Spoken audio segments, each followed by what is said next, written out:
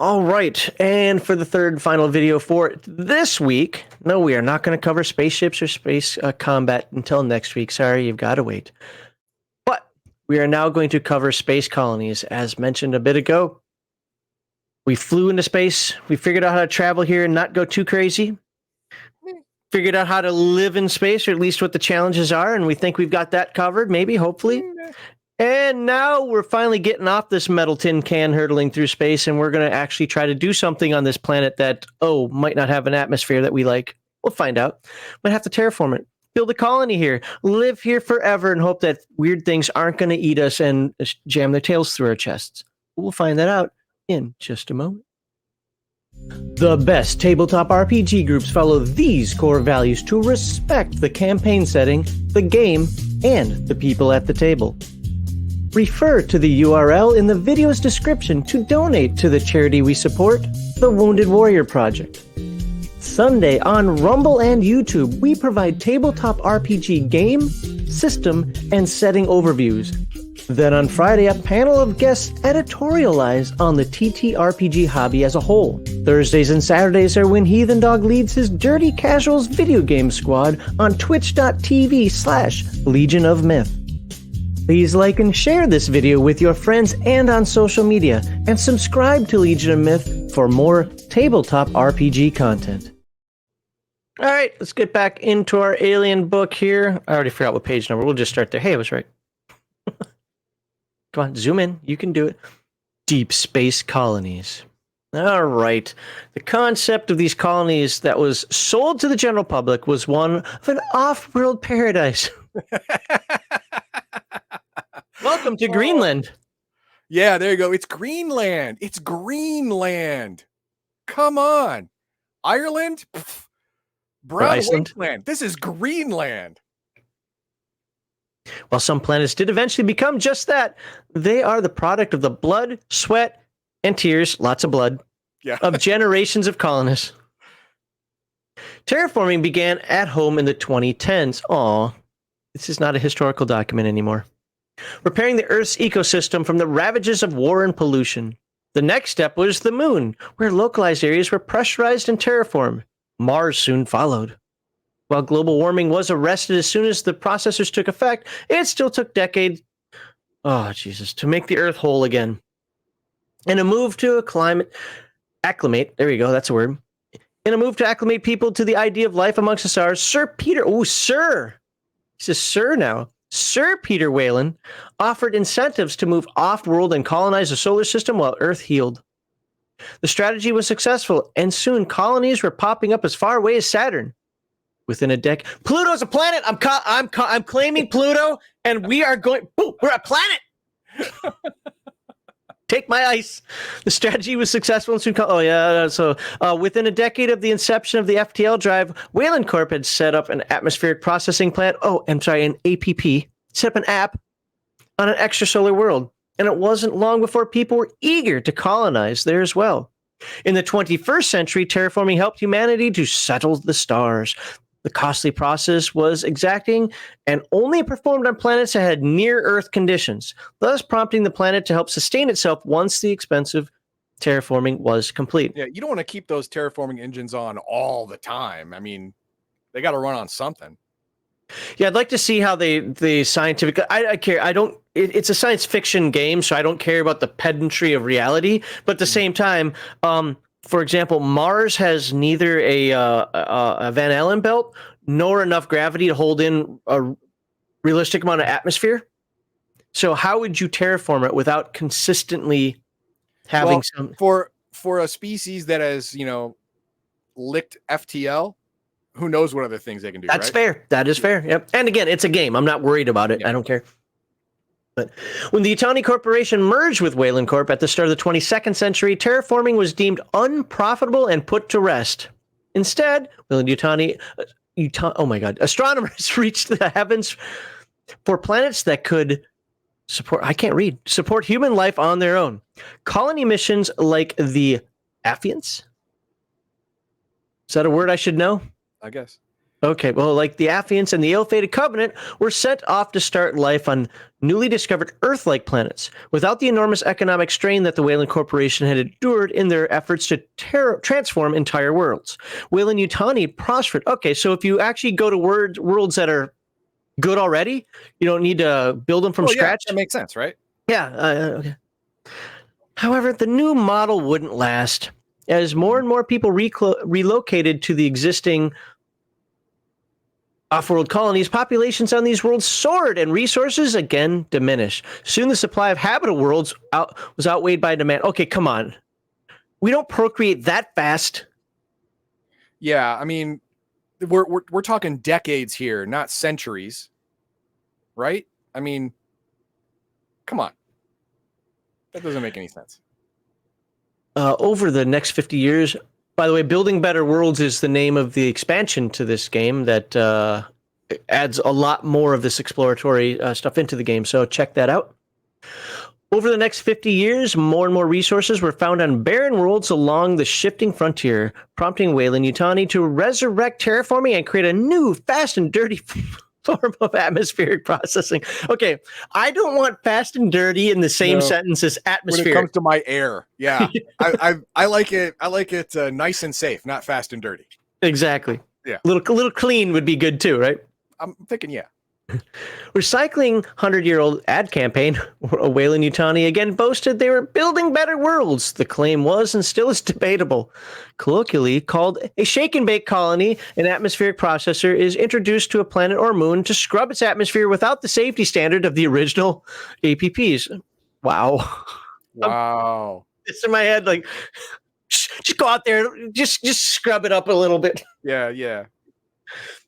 Essentially, giant fusion reactors, these completely automated Weyland-Yutani APs, still require constant monitoring and maintenance, and colonies are often set up on worlds for their sole purpose of servicing them. Weyland-Yutani has developed APPs across the frontier, creating colonies on any world that might have exploitable resources. I just send Heathen Droid. Yeah, Heathen Droid will take care of all your problems. Don't worry about it. And what do I want? I don't know. Children every once in a while. What do you want droid? No. Shut your mouth. Shut your mouth. You want to save money? Don't ask me questions. Okay, this first sentence already, so it's not setting a good tone. Terraforming can be a misnomer. What? It can take decades to transform a planet's ecology, and it doesn't always hold. Most of the worlds undergoing the process will never become Earth-like. They are barren, desolate, and alien places that the processors can only alter enough for man to survive on without a pressure suit. Some of these worlds even require APs to constantly run in order to maintain a suitable atmosphere. That doesn't sound cheap. Just saying. No. Making the processor a prime target for enemy powers and insurgents, or aliens. Some planets or planetoids that are rich in mineral resources are simply unable to even begin to support the terraforming process. In those cases, pressurized facilities are built on the surface to house laborers and their families. Because of this, colonies can be built in nearly any environment: ocean, jungle, desert, Arctic, and barren worlds, whatever. Atmosphere, nah, we don't need that. Gravity, whatever. Gravity isn't enough. Do they fly away into space? No, suck it up. We built a ceiling over you. Just bounce and hit the ceiling. You'll be fine. All right, living quarters. In space, no one can hear you snore. Oh, I can. Well, in hypersleep, I could probably still hear it. When not in stasis, however, you need a place to bed down and call your own. Here are your options. All right. On rotation. As a mining and construction worker, you are often on rotation, and therefore do not rate full quarters. You're the help. You can go stay in that, what do they call it? Not Airbnb. What is hostel? The hostel, you can stay in the hostel. Instead, you bunk in communal sleeping areas called cages. Oh my God. You couldn't even make a nice name for it. I mean, sure, it's, putting, makeup on a pig, yeah. On a pig, but it's something. Nope, cages. These facilities have stacked levels of meshed enclosures just long enough for a bedroll and tall enough to sit up in. A small locker and personal effects area is built into the headboard. Don't hit your head. And privacy is accomplished through the use of blinds. Just as on starships, showers and toilet facilities are shared. Oh, it's like old school military stuff, man. Yeah. My first, the first dorms I lived in were communal showers. Me too. Long hauls on military and commercial starship runs. Most of your sleep time is done in stasis pods. For personal time while traveling in system, many freighters have a common area with recessed bunks built into the wall. Like the cages, these accommodations can be closed off with blinds or curtains and can be decorated according to your discerning taste or lack thereof. Showers, the bathroom, galley, and mess are all communal on these service ships. This is why the UPP did so well, because they're already living like that on the ships. Yeah, yeah. It's not so the coffin-like bunks offer only coffin-like bunks offer the only private place for most military and long-haul crews. You know, the military, I get it, you're on orders and so forth, but for the long-haul crews, you know, you get to a planet, you kind of like, hey girl, how you doing? We're bored, whatever, and all you got are blinds. That's not great. Well, there's a way to make money on the side, I guess. Open those blinds for for $5 a minute. There you go. God, it's like what those rooms, never mind. Cramped quarters on some space stations populations are high and space is optimized. Don't expect to get too comfortable in such places. The lower levels of station like Gateway have tight hallways and cramped studio apartments with kitchenettes and bathroom facilities all in the same small area. Yeah, but you got your own bathroom now. Well, yeah, it's better than a cage. Yeah, right? These apartments can be so small that it's uncomfortable for two people to navigate one at the same time. That's like the Airbnb that I stayed in when I first got here to Montgomery. I'm telling you, it was like a castle stairwell. It's like I barely fit going up the stairs. It was weird, man. Galaxy Standard. Ooh. Crew quarters on colony and scientific exploration ships are often more roomy, consisting of a standardized studio area with a small private bathroom. If you're skilled enough, you might even rate your own viewport. All right, be a scientist. That's what you want to be. The scientist or like an officer on the ship. Then you might get a window. You might get a window, yeah. I don't know. If you were in space, would you want a window? You know what? I don't know. I mean, I see both sides of it. One, you're actually seeing something that exists outside of the four walls of your pressurized environment. On the other side, the only thing you're looking at is the entire universe that wants to kill you as soon as anything goes wrong. Yep. So I don't know, man. If Rick and Morty didn't teach you anything, is that snakes can bite you in space. Yes. Space is vast, but everything exists in space. That means everything can happen in space. And it's all trying to kill you. Yeah. Luxury accommodations. Don't expect to spend much time in any of these. Lavish to the extreme. These penthouse apartments on starships and stations are sometimes located on a separate module with its own life support system and supplies. Well, you don't want to breathe the same air as the brokies, right? You don't want that. You don't want that. No. And you know, when you have to ration, you just ration off the other part of the ship. Exactly. You ration the other oxygen, not my oxygen. They are spacious, extravagantly stocked with food, drink, and whatever its occupants might need to survive for up to 2 years. That's a lot of red M&Ms. Yeah. Get rid of those brown M&Ms. Nobody eats those. Function before fashion. On the frontier, you dress for success. And here, that means practical.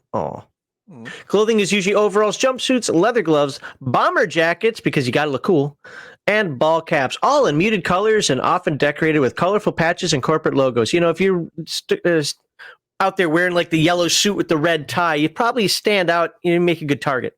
You're a mark at that point. On colder worlds, colonists and explorers wear dark, layered parkas and form-fitting leather aviator helmets or fur-lined build hats with ear flaps. Got the picture of Dana Carvey in Saturday Night Live. You remember that old when he played the old man? Oh, right. Yeah. Marshals generally wear blue, gray, or tan utilitarian uniforms. Okay. Got a little Civil War action going on there. And military personnel, of course, dress in khakis and olive drab. Company reps often wear suits in inappropriate places, distinguishing themselves from the blue-collar workers. Because you know what? Got to stand out. Yeah, the best way to get yourself obsolete is to mug or harm a company officer. That is the best way to guarantee that, you're getting replaced. So they probably have no fear. A company rep probably feels like a Roman citizen traveling the world. If anything happens to me, Rome will destroy you. Corporate fashion includes dark gray, navy, and black power colors. Well, at least the black part, with white shirts and upturned collars along with skinny ties. Okay, on planetoids with nebulous atmospheres, compression suits are worn, ranging from cumbersome padded models to the sleeker, more advanced corporate spacesuits. All right, well, there's your olive drab. Living expenses. Oh, this is how much it costs. Oh, God. There's your luxurious. Can you afford $2,000? I don't know. I don't know. You exploit enough people. Exploit enough people. Yeah, I can do that. But the thing is, I don't know how much each profession makes yet, really. I thought we talked about that in the first episode. I don't think we got into specifics. Because I thought it said like weekly salary or something in the, well, anyway. Money and identification. Papers, please. Just whose money are you spending anyway? Identification and credit accounts are linked in the colonies and can be accessed in a variety of ways. Most colonists carry a metal and transparent plastic prism ID account card that is encoded the owner's thumbprint. Can we just call it a cred stick? I mean, I'm good with that. Yeah. Debts only occur when the proper recipient is holding the card. Other forms of ID in the colonies include access codes, retina scans, stand by for retina scan, genetic breath analyzers. Yep. Okay. Plastic or metal barcoded dog tags. I can't steal that at all. And barcode tattoos. There you go. There it is. Although the latter usually usually reserved for convicted criminals. You know what? We just do it to our employees anyway. Yeah. I'm sure they'll be criminals at some point. They're stupid employees. They're going to lose their cred stick or their dog tags. Just tattoo it on their forehead, whatever. So what do we do about cold hard cash? Well, credit accounts constitute the majority of transactions throughout territories, but life in the frontier can be different. What if you want to make a private purchase? That's illegal. If you're not paying your fair share of taxes, the UPP's coming after you. Often a transaction without a record is favorable. Most accepted cash is in denominations set by particular corporations, and their worth goes up and down based on the value of the company's stock. No, it would be barter and trade. Yep. Straight up barter and trade. Yep. This can lead to problems when a particular business only accepts specific forms of currency rather than banknotes. These are corporate notes. National currencies are usually in electronic credit accounts only, and most governments prefer to keep track of their citizens' transactions, as I stated earlier. However, as the United Americas has grown disenchanted with their reliance on corporations like Weyland-Yutani and LaSalle Bionational, the Federal Reserve has proposed resurrecting the United American dollar. All right, the good old dollar's back. Yeah, baby. Love it. What's backing it right now? Is it terraform planets? Well, it's all fungible, right? It's going to be Bitcoin. What are they talking about? It's going to be Bitcoin anyway. Yeah. Currencies. All debts and credits are measured in and converted to United American dollars. Outstanding. Three world imperial yen, no. Or the Union of Progressive People, UN. One. Bills are available in different denominations, such as 5, 10, 20. Okay, this is really, I like to read everything, but I think that's not necessary. All you need to know is that the grand old American dollar is coming back with a vengeance, and it's better than the yen, and it's better than the UPP, you know me, being poor currency. So, I do like this though. Pronounced Y dollars. Y dollars for Weyland-Yutani currency. All right. What's this chapter? Work for hire. Well, you know what? At some point, you got to work, right? Yep. Let's face it. You're out here for the paycheck and not much else. They told me it was going to be a beautiful, pristine. What are you talking about? They sold me on Greenland. Yeah. This is Greenland, stupid. In the adjacent table are some typical salary. There we go. Now you're going to get your payment. Typical salaries on the frontier. Base salaries are low because corporations don't want you to own anything, and you'll like it. They want to own you. Corporate credit and loans are also available. Frontier employee compensation packages also include living quarters. Well, that's nice. Standard rations. Bonuses, shares, claims, and medical benefits. Where's the doctor? Not once have you mentioned that a doctor's on any of these spaceships. Nope. of all of the roles that this book has said was for frontier stuff, doctor and medic was not one of them. Neither was scientist, though. So I don't know, man. This is last, well, technically 2 sentences. But brush your teeth because no one includes dental. Why not? Ever. I mean, why don't you get all your teeth replaced?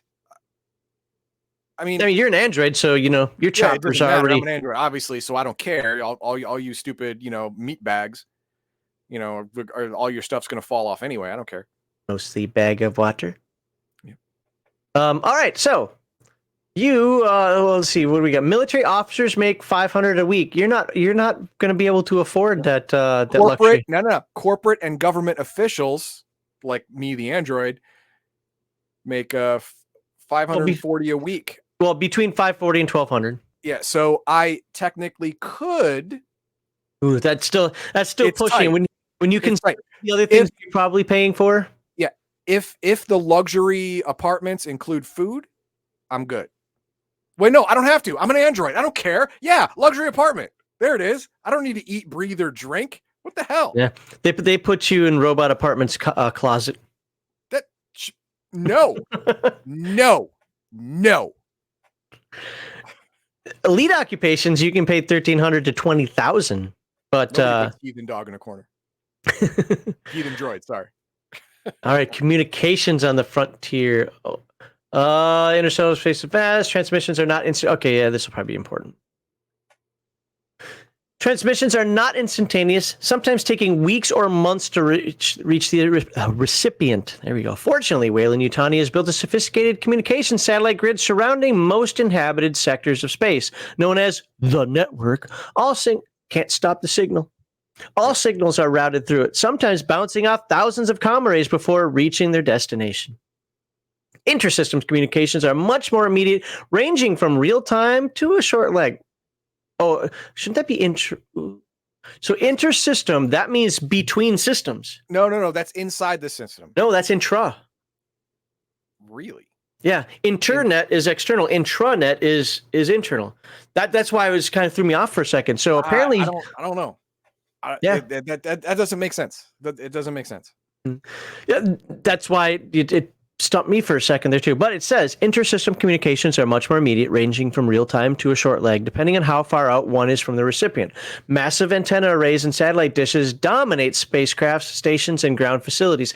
Am I mistaken? But if in the movie Aliens, Sulaco had a pretty big satellite on it, didn't it? Satellite dish? I think, yeah, it had a giant satellite dish. Yeah. So it makes sense.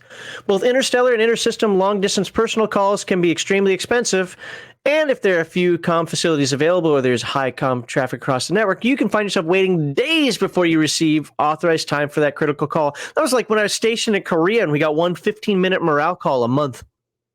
Wow. And that Korean guy, 14 minutes, 59 seconds. You done? It's like, okay. As it can take extended periods for a reply, most colonial general managers, marshals, and military commanders are forced to make decisions based on their personal interpretation of policy without the approval of company or colonial administration. That's the good life. Hey, yeah. I mean, you get a grand autonomy for about a month or two, and then you can be fired. But you can doctor the records by then. Yeah, hopefully. As life on the ass end of space can take its toll on the psyche, this sometimes leads to bizarre extrapolations of law and procedure. Okay, no one can hear you scream, but you can hear a star sing. What? Space is also noisy. Oh, pulsars, black holes. Okay. I get it. This makes sense. EM noise. Got it. Yeah. Pulsars, black holes, and other stellar phenomena can produce transmissions on a wide variety of frequencies. Communication buffers weed out these errant signals, but because of this, legitimate transmissions with weak signals can sometimes be lost in the mix. All right, we'll skip the rest of that. Again, a little bit too potential. Basically, that whole paragraph was to set up communications are not 100%. You could call for help, and it may never get there. Yep. There's no such thing as free press on the frontier. Most journalists are corporate owned, and the few that aren't are either spin doctors for the government or just haven't been bought off yet.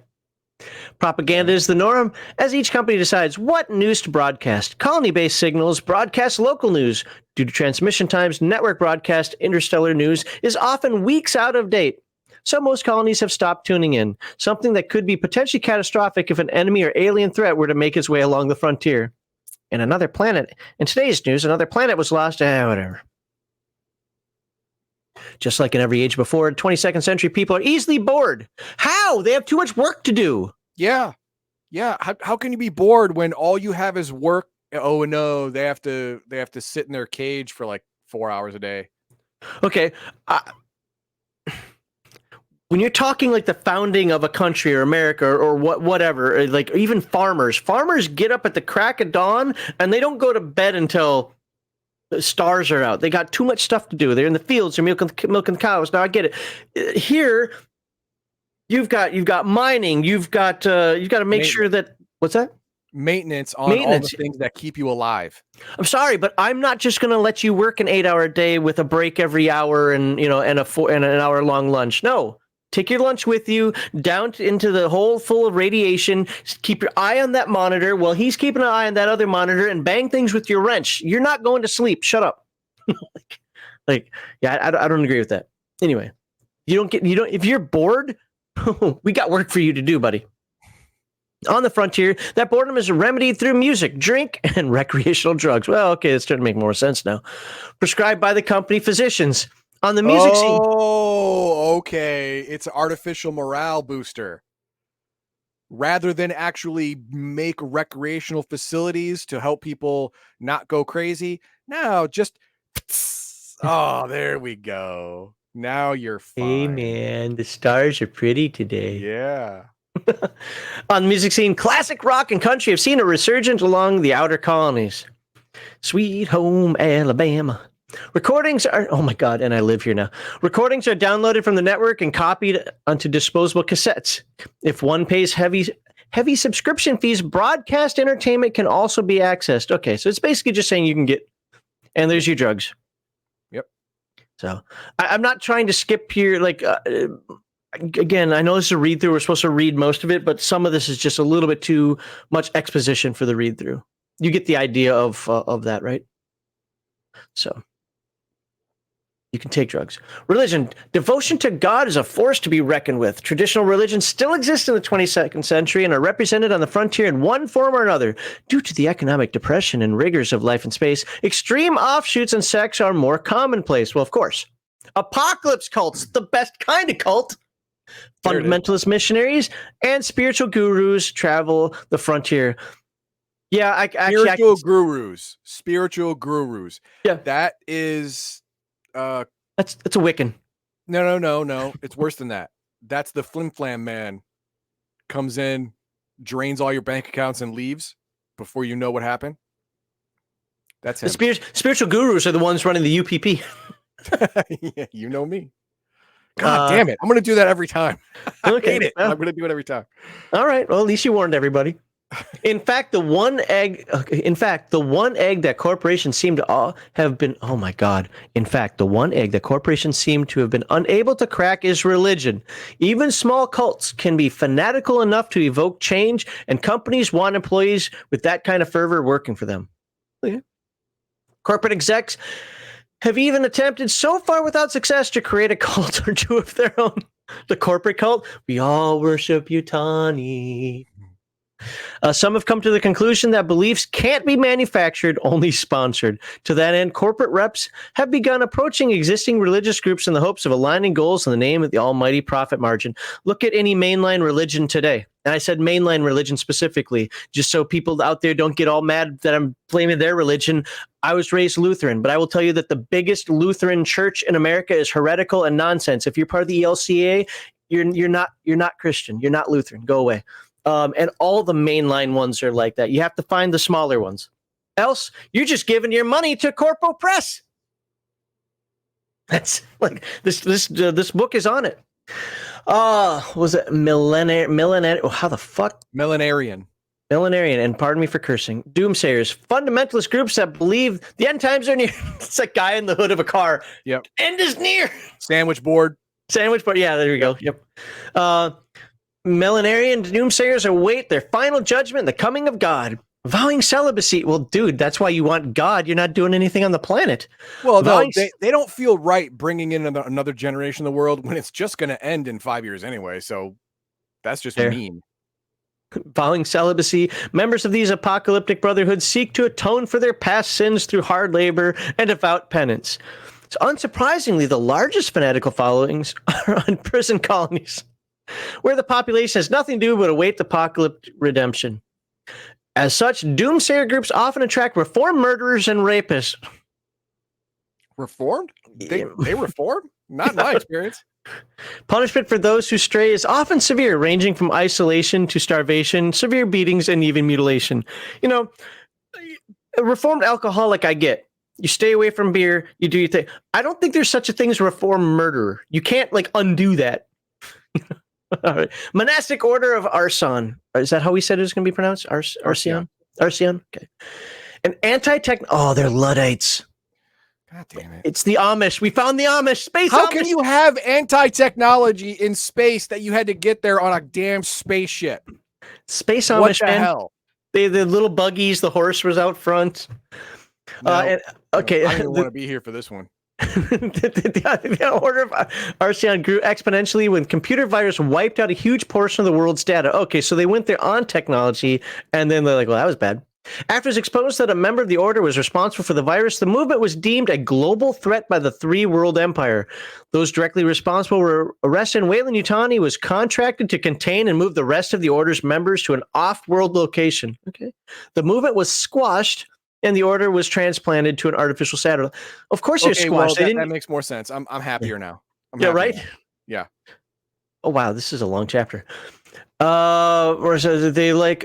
there they live a monastic and mostly technologically free existence on a space station that ironically could not exist without technology. Yeah, the thing is, I'd put them all there and then have an accident. They all died. Who's going to cry? They're all terrorists. They're all terrorists. They had an accident. Just read the title of this chapter. Practitioners of the Holy Immolation. Yeah. Yep. God damn, there's a whole bunch of wackadoos out there. How do you get recruits for this? Hey, one day we will holistically be lit on fire. No. Yep. No. Well, you know what? Apparently hibernation pod failure is more prevalent than they say, because all these wackadoo religions obviously come from people who are unhinged. Yeah, right. A quasi-religious pacifist group in direct opposition to the corporate domination of the colonies. The practitioners of the Holy Immolation first emerged during the Tientsin campaign. Since then, these fanatics have become known for staging protests where one or more of their members will immolate himself in the name of a free frontier. Oh. See, I never understood that. I mean, if I'm an evil dictatorship or, evil government or whatever, and you get together in a peaceful protest where the only people you hurt are yourselves, I'm gonna let you do it. Right? Yeah, I'm gonna let you do it. And communications failure is gonna be common, so no one else can see it. But yeah, I'm gonna let you kill yourselves. I love the beginning of this next sentence. Mostly a threat to themselves. Yeah. They sometimes endanger others when their fires grow out of control in sensitive areas, such as in a biodome or on a space station. Mostly a threat to themselves. Yeah, you know what? Just let them do it. The Church of the Immaculate Incubation. Oh. That sounds like a sex cult. Let's move on. Not much is known about this fledgling group. Some authorities suspect they might be a splinter faction of the infamous Earth Savers cult, a century-old group originally formed by dreamer and self-proclaimed prophet Duncan Fields. Okay, with the name Duncan Fields, he had to be a prophet. Like a confectionary company. Yeah, right? The Earth Savers believed that humanity's sojourn to the stars would herald the apocalypse. Really? Like that long-dead organization, the Church of the Immaculate Incubation places heavy emphasis on the apocalyptic dreams of its fanatical seers. They believe the end times are fast approaching, but their spin is that the only survivors will be those that have sought out and achieved transformation to a higher form. Oh, you're going to be Daniel Jackson. Okay, got it. You're going to... Or transcendent, upload yourself in the cloud, stuff like that. No, fair. This metamorphosis is attained by accepting what they call the seed of God into their hearts. I see where this is going. I Sex see where cult. this is going. It's got all the hallmarks of the secret sex cult.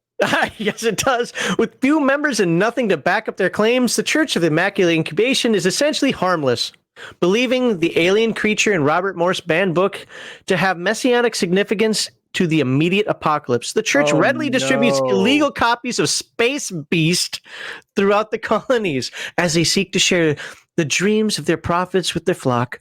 They also actively recruit professional dreamers to their cause. Their enigmatic leader is rumored to be a wealthy man. Yeah, he buys his harem, who has forsaken the good life and poured his resources into his harem. Church. Okay, Sorry, all church. right. This is actually the most dangerous cult on this list. Because if Weyland-Yutani doesn't screw up and release xenomorphs on the Earth, these guys are going to do it on purpose. Yeah. Can I be an egg carrier, please? Yes, please, infest me with your seed of God. Oh man, I like what we were thinking of in Seed of God, not what it probably really is. Let's just. Can I be God in this role? I'm just saying. Law enforcement. This is last segment. Then we're done. Law enforcement, insurrections, revolutions, coups, crime, and atrocities are all too common in the colonies. As such, there are various levels of law enforcement on the frontier. The Colonial Marshal Bureau, all right, the CMB is your local police force for a colony of 500 to 3,000 colonists. There'll usually be a single marshal, a sergeant, and a group of around a dozen officers. 3,000 people couldn't take control of that situation, could they? Hang on. It all depends. Because remember, this is all company controlled. So if they don't get any firearms and the marshal and the police force have the ability to lock down sections of the complex, which they likely do, you could actually consider the entire colony as a penal colony in training. Just waiting. Fair, yeah, because the fair. marshal can lock down every bulkhead at the flip of a switch. And that means you need very little people to control a vast amount of people, just like prisons. That's fair. Colonies of less than 300 individuals usually have only one marshal and one deputy. At higher population levels, a marshal's office grows with the importance. Okay, we get it. United Colonial Marine Corps. All right, the Marine Corps. Finally, some people with guns. Some colonies will have a Colonial Marine Corps office and contingent attached. Well, they got to recruit from somewhere, right? Yeah. Hey, do you want to stay here and work on this shithole planet and continue to not make money and have blood, sweat, and tears all day? Or do you want to become a Marine? Hoorah! Yeah, I mean, do you want to live in a very, very tiny cage you can't stand up in, or live in a very, very small quarters that may have your own pot to piss in? And guess what? You can take 3 steps without bumping into the next wall. And we'll give you a gun. That sounds great. In comparison, that sounds great. If you're starving, a saltine is the greatest thing you ever had in your life. But if you're on saltines and someone gives you a Keebler elf cracker, you're like, oh my God, the new greatest thing ever. That's the Marines, the Keebler elf cracker.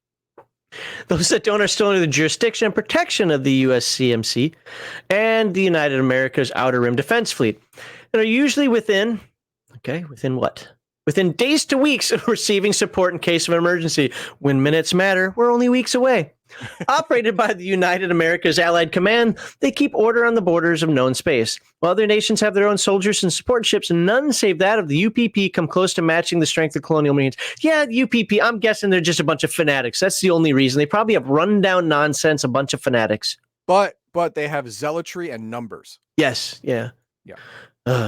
Corporate security force. In addition to colonial protection, a corporation sponsoring a colony might have its own security force attached to it. The security team would operate outside the jurisdiction of the CMB and the USCMC and exist to ensure corporate policy is enforced. Mm-hmm. And finally, Interstellar Commerce Commission, a central organization that conducts and monitors interstellar trade. The ICC has its own inspectors and agents that enforce regulations and quarantine procedures throughout the colonies. While owned and operated by Weyland-Yutani, they are allegedly an autonomous organization that regulates all trade equally. Allegedly. How do you think Burke was going to get 2 or 3 obviously infected people back to Earth? Through the ICC, and they were going to hand wave all of their biomedical scans, and whoop, there it is, all the way to Earth. That's exactly what was going to happen. If you think otherwise, you're a fool.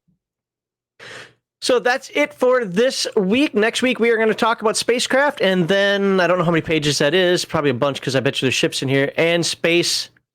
Well, there's a ship. Combat somewhere around here, wherever it is. So spaceships and space combat will be next week. So look forward to hopefully being awake and doing that at that time. What do we have for questions, comments, concerns from the folks out there? Heathen Dog, every time I hear APP, I hear that naughty by nature line, and it's all your fault. Hey, it's happening to me too. I just passed the mind virus on to you. It comes back in, the one egg that corporations seem to have been unable to crack. Well played, Wayland Yutani. Well played. Egg equals alien egg. Yep, that's a good one too. And then he loved it. When minutes matter, you're only weeks away. Max, that's hilarious. It is. Yeah. What is that from something? Yeah, it's people say that about for gun right advocates. Say that about when the police, when minutes, when seconds matter, police are minutes away. Yep. So it's not to bust the police balls. It's to say, hey, you need to take, like I said, I have my 45 right here. I'm putting my hand on it right now. It's the idea is, hey, you need to be responsible for your own self-defense. Yep. So. Anyway, all right. Well, there you go. Next week, like I said, is going to be spaceships and space combat. So, Omen, you'll get your space combat next week, sir. So, look forward to talking to you guys about that at that point. I hope you enjoyed today's content on travel, living in space, and colonies. You've got the vibe now. Are you going to join a religious cult or not? If you are, it should be the Legion of Myth religious cult. Hoorah!